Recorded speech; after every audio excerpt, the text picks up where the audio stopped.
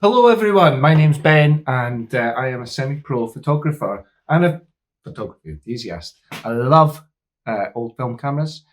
I have my own darkroom and today's channel film, welcome to my channel by the way, today's channel film is about a camera that I picked up in a charity shop for a couple of pounds. It's a Brownie, it's a Kodak Brownie 620 camera, Model C, manufactured from about 1953. Now, when I took that camera back to my friends, because like basically I'll shoot this, I just re-spool some 120 film onto a 620 spool. I'll shoot it and see what you can get out of it. But when I took it back to my friends yesterday, because I was down in Durham, I opened it up, and inside was an exposed roll of film, an exposed roll of Kodak Verichrome Pan, which is panchromatic film. And I think the film was manufactured from about 1956 through to 1995, so it's at least 28 years old. We have no idea what conditions that film's been kept in. It could be affected by cold, heat. It might have been opened up to the light. It did seem like it had been spooled around, but it hadn't been sealed at the end. So many factors could affect it. But you know what? I've heard that it's a very sturdy film. So we're going to develop it in the darkroom. And if there are any images on the negatives, then I'm going to try to make some prints from them as well. And I'll show you the results at the end. Okay, thanks for visiting my channel, Rydal Mount Studios, Newbiggin by the Sea. If you would like your portraits taken of you, your kids, your family, whoever it might be, indoors, outdoors, preferably also in the studio, here at Rydal Mount Studios, everything is done using analog cameras, film cameras. I like digital, I use digital, I do it for weddings. But with the portraits, there is nothing like cameras like this, or the collection of many other cameras that I've got, which range from like twin lens reflex cameras, etc. I'm not going to bore you about all of that. But yeah, do you like my head tattoo as well? I shaved my hair off last week in aid of Macmillan Cancer Support. I've raised around about £750 for that. If you would like to sponsor me for that effort as well, I know it's got nothing to do with this video, but if you would like to, they would really appreciate it. So would I. I'm going to put a donate link down here somewhere, or maybe across there or up there. I don't know. You'll see it's on the screen anyway. Please, every bit of money that you put towards Macmillan Cancer Support really helps those who are suffering from cancer, or the people who are supporting people suffering from cancer. Well, that was really interesting. I've got the film in the developing tank, but it was a pain in the proverbial. There's a spill. The film was majoritively stuck to the backing paper. So I'm really not expecting much. I might get something off of one or two, but other than that, I think it's done. And even then, the film was so brittle that, yeah, I think so brittle it wouldn't even go on the spiral properly. I've had to sort of manually pull it through, and it's kinked and everything else. But look, these are the things that happen, okay? I mean, it's an old film. I don't know how long it's been in the camera. It is what it is, I suppose. That's what they say. Let's develop it with the DF96, Cinestill DF96. I'm going to develop it for 9 minutes. And somebody I spoke to on Instagram, he'd had a similar situation.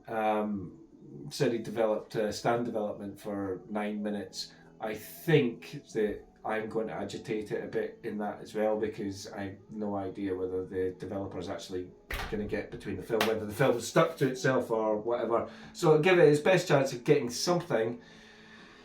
Yeah, let's just try it and see. Okay.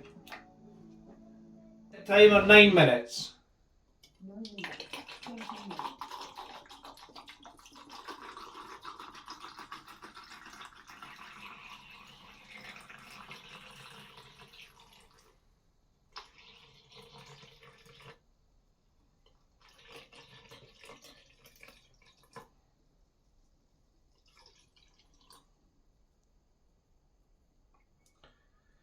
that's full.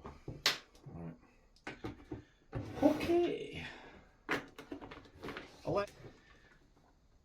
1, 2, 3, 4, 5, 6, 7, 8, 9, 10. See what happens, eh? Right. 9 minutes up. Let's pour this back in.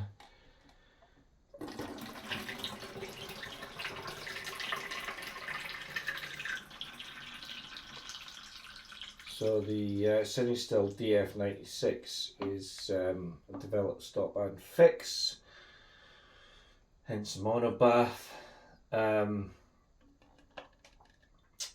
All I need to do now is wash it. I'm going to give it a wee wash before we have a look, see what's what. But yeah, I don't really hold out much hope given the trials and tribulations. But let's see. Right, I have washed the film. I'll put a bit of wetting agent into it. There were numerous problems, as you know, so I'm not expecting much. There's probably nothing there whatsoever. Just a reminder, backing paper stuck to film.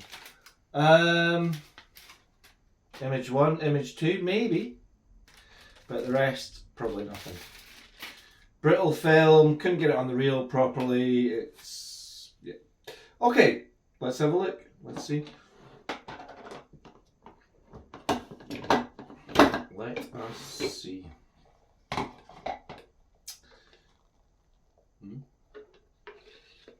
Is there anything there? And I think the answer is probably no. Because of that. Oh, hang on. Well, you say that, but oh my goodness me! You see the bit where the backing paper wasn't there. It's knacked, but you know what? There are some images there. I mean, look, you know, it's absolutely crucified, that film, trying to get it into the developer. The other bits are absolutely crucified because of the backing that was on it. But what I can see is a very interesting chimney stack in image 1, which actually looks, yeah, and then I don't know, can you peel off? I wonder if you can peel off the backing paper now. That's it, basically. There are images. I'm just holding this up to the light now. There are images, but the backing paper is knacked, everything. That's annoying. That's frustrating, isn't it? But you know, these are the things that happen, aren't they? You know, I think there might actually be images there where the backing paper is as well. I can see something. But yeah, that backing paper isn't coming off easily. Oh, or is it actually? I might just sit here and see if I can peel that backing paper off. Alright? Let's just see what happens. Alright. Okay. Because whilst it's wet, that's the best time to do it, but it seems like the backing paper is now coming off. But whether it's developed properly, I don't know.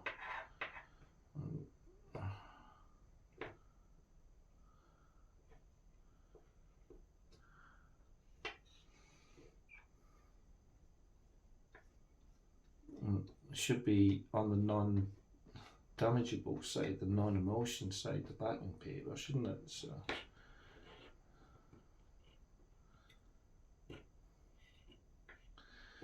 maybe I should have pre-soaked it in water, took the backing paper off, and then. But yeah, you live and learn, don't you? It is what it is. Let's just have a quick look and see whether they're taking that backing paper off. I'm not sure whether you'll be able to see what I was doing there. Has that delivered any images? Not really, because the chemicals, I don't know. Not really is the answer. I think. Yeah,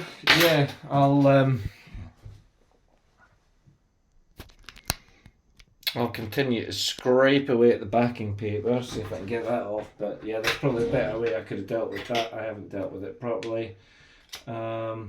Maybe I should have taken it back. Maybe I should have pre-soaked it in water, because I knew the backing paper was stuck to it. Then I could have got the backing paper off and then developed the film. So note to myself, next time I find a roll of film in a camera, an old one, where the backing paper is stuck to the film, I'll do that. But how often do you actually, how often does that actually happen to you? Not very often, eh? So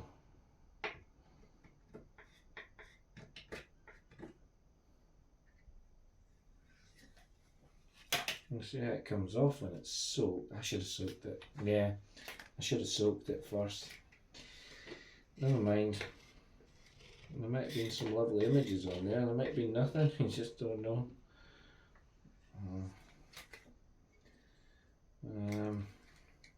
That's backing paper nearly off.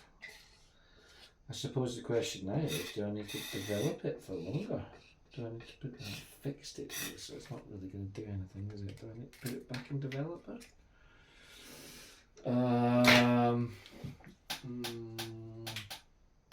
Well, there are. Do you know what? Right underneath, even though I've scraped, there are faint. I can see the faint image of what looks like a head. Wow. Okay, I'm gonna go and give that a wash and then come back. Oh look, is that a head there as well? I'm gonna come back. I'm gonna go give this a wash. I'm gonna come back and then we'll see what goes.